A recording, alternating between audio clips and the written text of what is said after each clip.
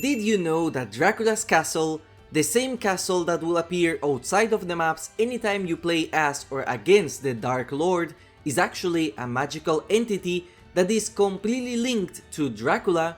This supernatural castle can appear anywhere Dracula wants, and it exists outside of the earthly plane, which explains how it can travel from one realm to another. However, what you might not have noticed is that this castle does not appear on licensed maps like Haddonfield, RPD, or Batham. However, there is one exception, and that is the Dungeons and Dragons map, which will spawn Dracula's castle.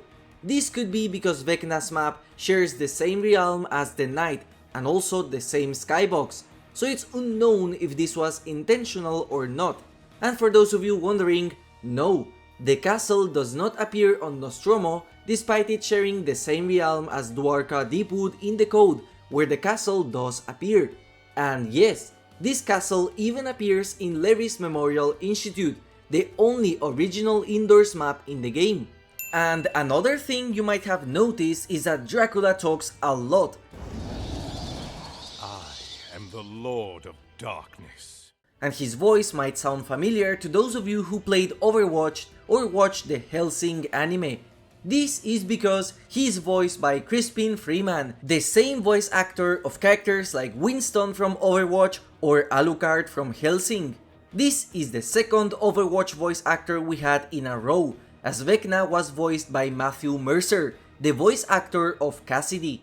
Something clear from playing in this PTB is that Dracula absolutely despises Trevor Belmont, as each time he joins your lobby, Dracula will make a comment about it. Belmont, you will suffer. Blood of Belmont.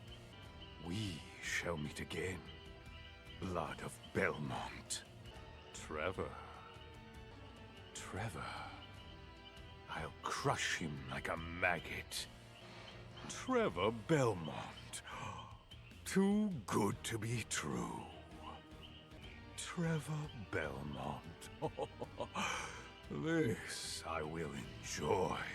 In fact, Dracula is the character with the most interactions with his survivor, with the only other characters being Chucky anytime Ash or Nicolas Cage join the match, Nemesis with any Stars member, and Wesker with Chris Redfield.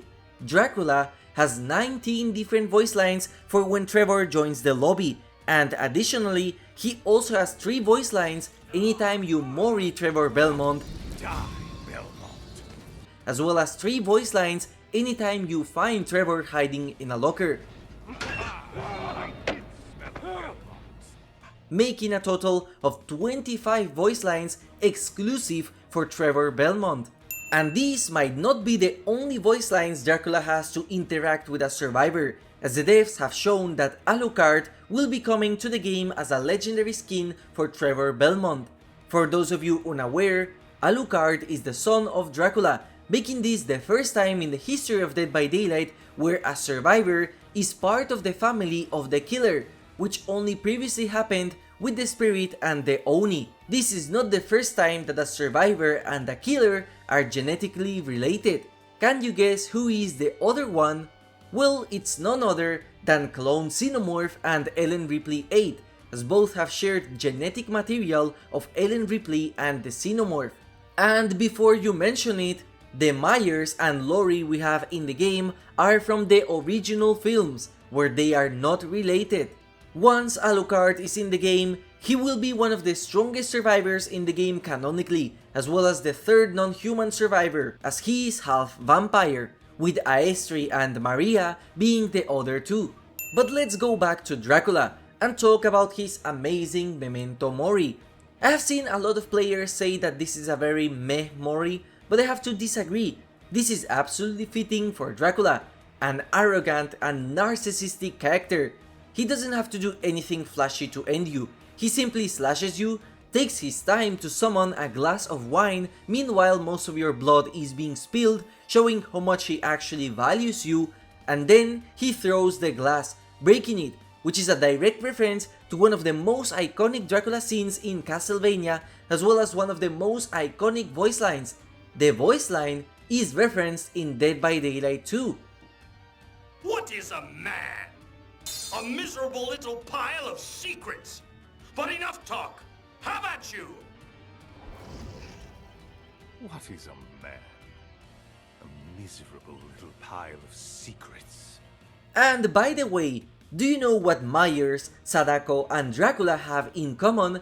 Let me know in the comments if you find out before I reveal the answer in this video, and if you're enjoying it, might as well drop a like too. Thank you in advance. We know that this Dracula is visually based on the design he had in Castlevania Symphony of the Night, a game released in 1997. However, there are various things about him that are taken from other games too.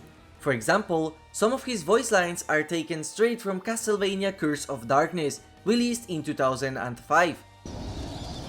The powerful always judge the weak. The humans made their judgment of me. Thus, I sentence them to extinction. The powerful always judge the weak. The humans made their judgment of me as well. Thus, I sentence them to extinction. As for his actual power in-game, Dracula has shown that he has the ability of using fire attacks ever since his first introduction in 1986. However, in all of these games, the fire attack is more like a fireball projectile. Dracula uses the Hellfire Pillars against Trevor on Castlevania 3 in the final boss fight, as well as in Super Smash Bros. Ultimate. His Bat and Mist forms, as well as his power to teleport, have appeared in all Castlevania games, as it's the classic trope of vampires turning into bats and mist. However, his wolf form only appeared significantly later in the Castlevania games, more specifically in the Castlevania Dracula X Chronicles, where he can turn into a wolf in the third phase of the boss fight, as well as in Castlevania the Arcade. Funnily enough, there is a third shape that Dracula can take form of, which is his true form, with horns and wings looking like a demonic monster. However, it seems like this form is not possible inside the entity's realm, not like he needs it in the first place. And something that a lot of Castlevania fans noticed is that Dracula's chase theme is a reference to the very first original Dracula boss fight theme called Nothing to Lose. It might also explain why this chase theme sounds so old school and arcadey.